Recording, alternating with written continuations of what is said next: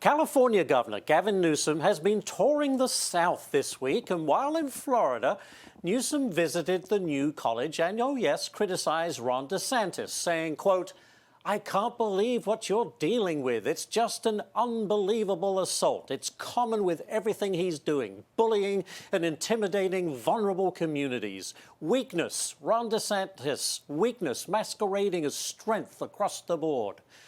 Huh. Steve Hilton joins me now. Great person to have here on this. Good morning to you, Steve. What about the problems Mr. Newsom faces in his own state, California?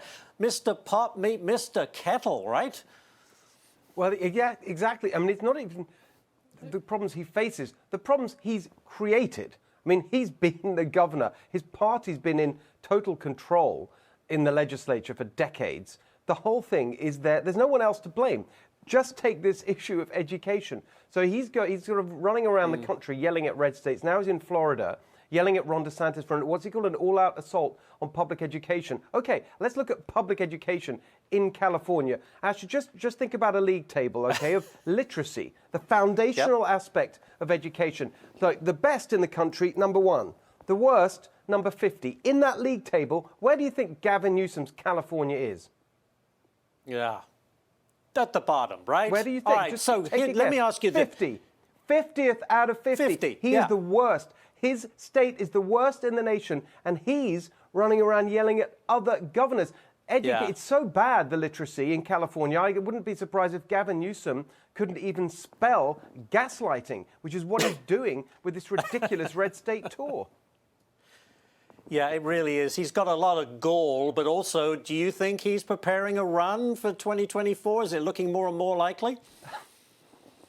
The sad thing is that that's clearly all that he's obsessed by. He's basically given up on his actual job and running around doing all these political stunts. But there's no vacancy. That's the terrible thing. He's sort of looking for this job that's not on offer because Biden's made it clear that he's going to run. He keeps delaying his announcement to stop any kind of race or any other candidates from getting going. And so there's this tragic spectacle of this man who has the great honor and privilege of running what is the greatest state in the union, as far as I'm concerned, despite all the problems, the fourth largest economy in the world. And yet he doesn't want that job. Rather, he'd go around making these ridiculous points because he's desperate to be president. But there's no vacancy.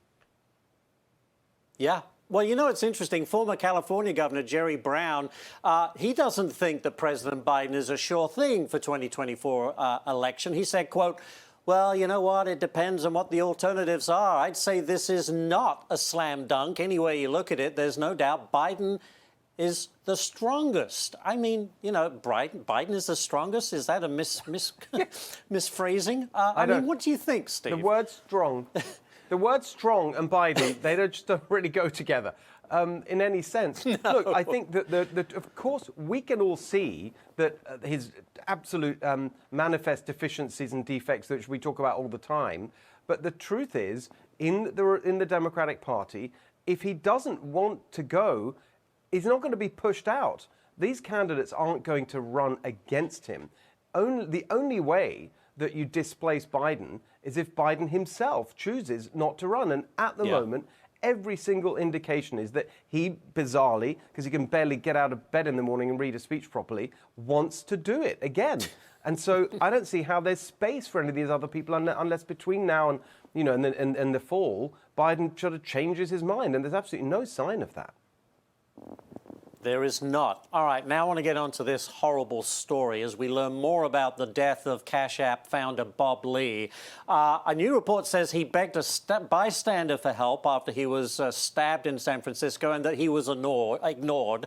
I've seen the video where he's waving to cars. The San Francisco police chief says he's 100% confident that investigators will solve the case. But then what? Crime is out of control.